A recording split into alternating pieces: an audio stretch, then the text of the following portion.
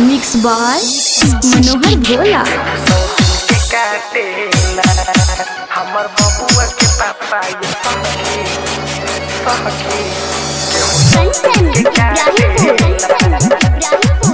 हमर बबुआ के पापा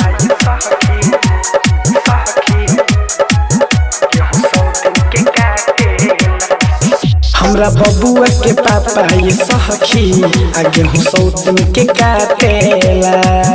हमर बबुआ के पापा ये सखी आगे हूँ सौतन के काटेला। और बोली ले हम कुछ हो और बोली ले हम कुछ उल्टा हमर के डांटेला।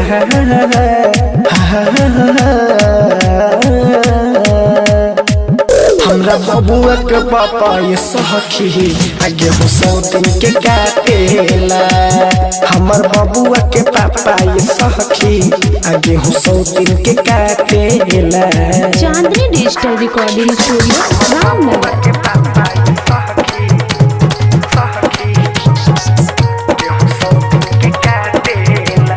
आप सुन रहे हैं श्याम टाइगर को।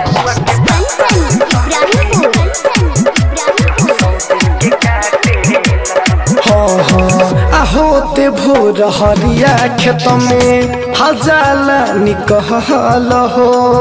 कहे जात बानी खेत पहाड़ करे हमसे छल सखी। होते भोर हरिया खेत में हजाला निकहल हो। कहे जात बानी काम पहाड़ करे हमसे छल करे हमसे छल हो। और मेहर के प्यार मुआना और मेहर के प्यार मुआना खाली ओकर में बातेला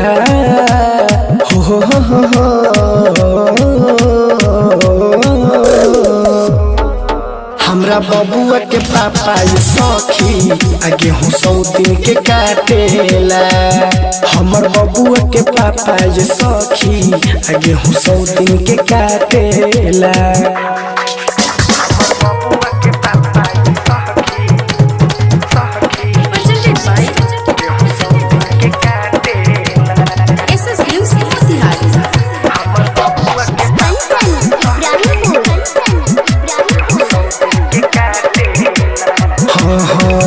हटाई गौर से हम सैया हमने नहीं बात हो। राइटर एम कसियप जाला भोर साथ हो।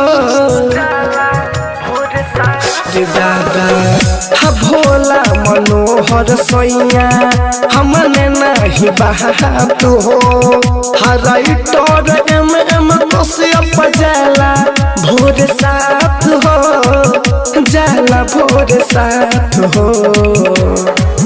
हमला की सैया तू से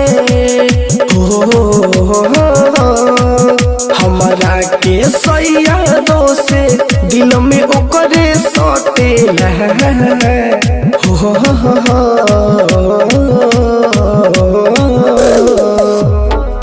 हमरा बबुआ के पापा ये सखी आगे हूँ सौतन के काटेला।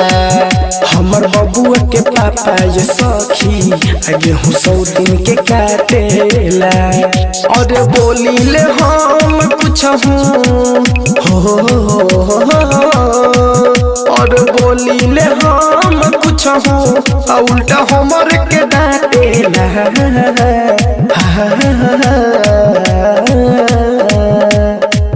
हमरा बबुआ के पापा ये सखी आगे हूँ सौतन के काटेला।